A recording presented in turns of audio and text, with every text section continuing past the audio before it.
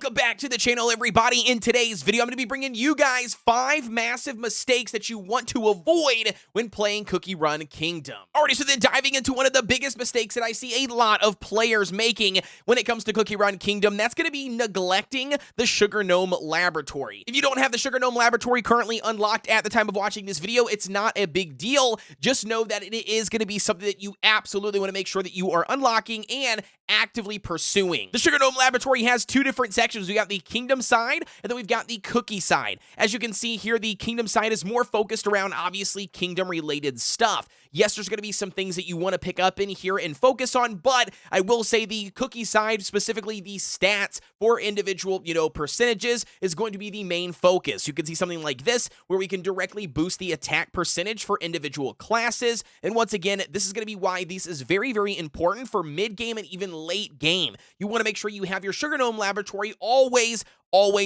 researching something, whether you're playing the game or not in the game. It doesn't matter. Having something always being researched is going to benefit you in the long run. Now, when it comes to the next mistake that you absolutely want to avoid in Cookie Run Kingdom, that is going to bring us into the Tree of Wishes. Time and time again, I see players just purely neglecting the Tree of Wishes via my live stream, in the chat, in the comment section, in my videos. I mean, literally, just you name it, I see players all the time not doing the Tree of Wishes, and they have tons and tons of excuses. It costs too many resources. I can't make those resources. You name it, they try to get out of doing the Tree of Wishes. Well, I'm going to tell you right now, this is single-handedly the best way to grind out gold in the game actively. Yes, you can collect gold from other things, but this is the best way to do so. And additionally to the gold that you get from completing these wishes and account experience, you also can get 3 daily chests, and each one of these chests have the ability to give you Aurora pieces, you can see here, experience star jellies for your cookies, crystals, and radiant shard. This is going to be a mechanic, I promise you, especially mid-game and late game,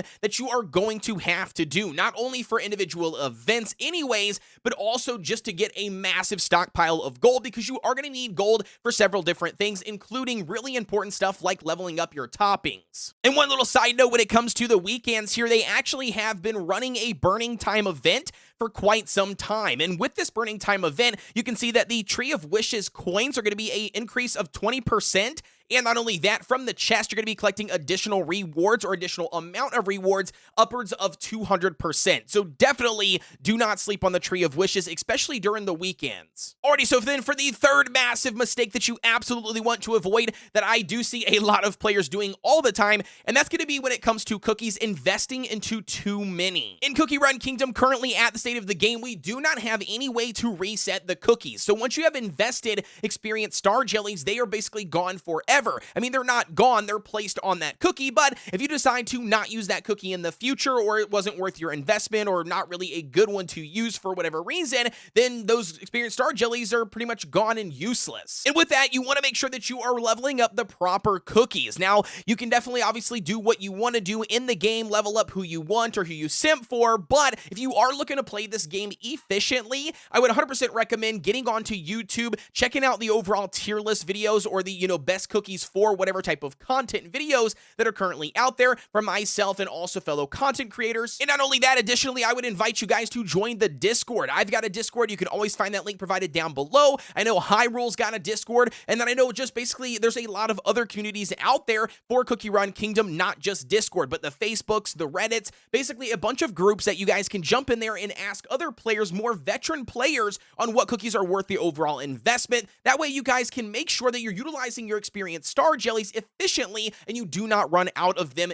inefficiently. Alright, so then diving into mistake number 4 that you absolutely want to avoid, and that's going to be not joining into a guild. Or maybe you are in a guild and you're sitting in an active one with only a couple of members. Maybe you're not really doing anything. Maybe you're like in a guild by yourself because you thought it'd be cool to make one and you struggle to find members. Whatever the case is, you definitely want to make sure that you are jumping into a active guild. And not only that, if you are a more competitive player, you're going to be jumping into a guild that is, obviously more active and constantly progressing their account, which then would increase their guild's level, which then obviously would allow you to achieve more rewards. For those of you that do not know, the guild system is huge. huge for the rewards and benefits that it can provide. Check this out. If you literally end the season, which my guild currently is ending the season almost every single time at least Masters 2, okay, look at this. I mean, all of the individual players are going to be getting 6,000 crystals, 10,000 of their heroic torches for the guild gotcha, 950 of the heroic medals. Not only that, for the end of the season, we also get the additional crystals,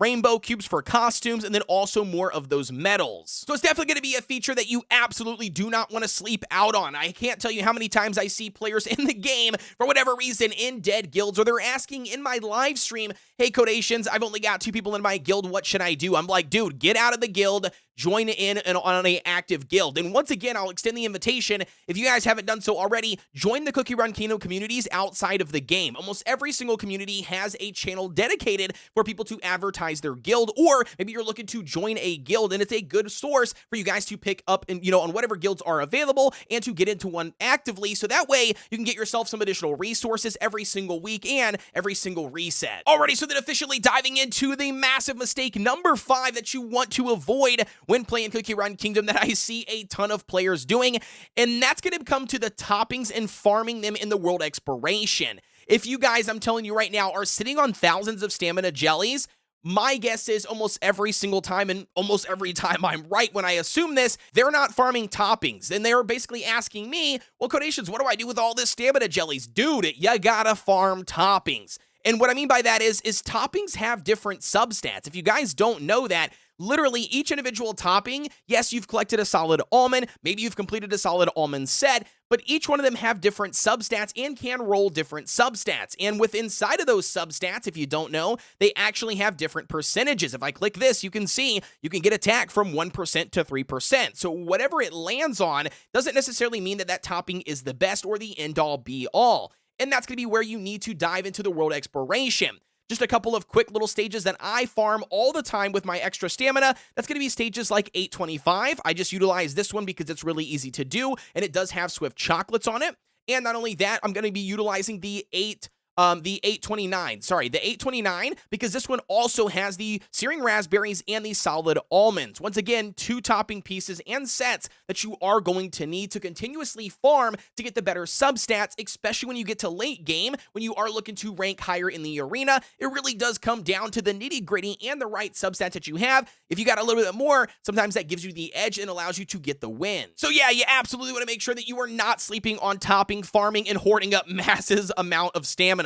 I can't tell you how many times I've seen that, and I just literally laugh because these are the same exact people that will be coming to me asking me weeks or even months later, like, Kodeations, I only got 3 toppings and I don't know exactly what to do, or I can't beat this stage. Well, you got to use your stamina, you got to farm out the individual toppings, and you got to hope that RNGesus will bless you with the right percentages and substats, because I'm telling you, at the late game, it is going to matter. With that being said, though, guys, hopefully all 5 of these mistakes will help you guys all avoid them and play Cookie Run Kingdom more efficiently. Don't forget to like, comment, and subscribe here on the channel for everything Cookie Run Kingdom related. And with that being said, though, guys, as always, I'll see you on the next one.